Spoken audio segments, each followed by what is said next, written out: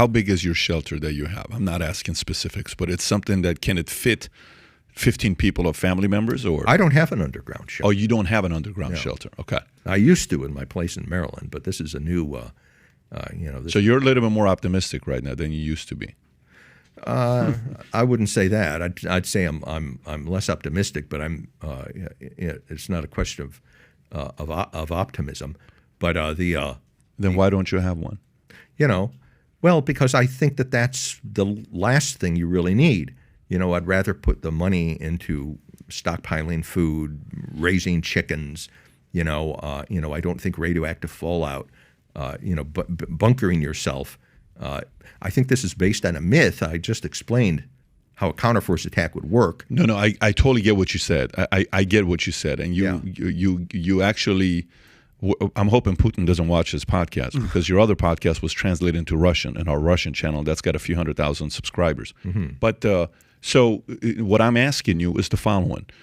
So you, in your mind, this is how I process it. Feel free to push back. If you don't have a shelter at this point of your life, and you are probably wealthier today that you can afford it versus when you used to be in Maryland, today you could probably get a shelter if you wanted to.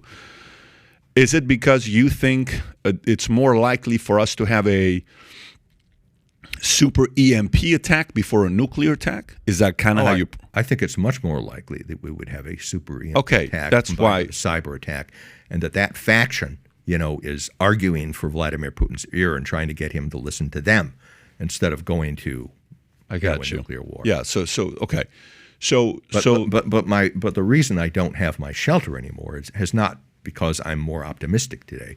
I don't have my shelter because the Obama administration punished me for criticizing their national security policies and canceled my defense contracts, okay? So I couldn't afford my farm in Maryland, and the state of Maryland in 2008 raised the taxes on people who had farms so high that people who had been living there for 300 years had to sell their farms and give Is that literally the reason why you don't have? That is the reason. If I had not had to give up my farm in Maryland, I would definitely still have it today. I had a shelter in that farm that could have survived a 1 megaton attack happening relatively close by.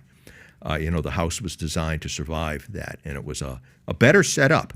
But I ended up like a lot of people, coming out of that, so that I'm not as prosperous today as I used to be, thanks to the Obama administration.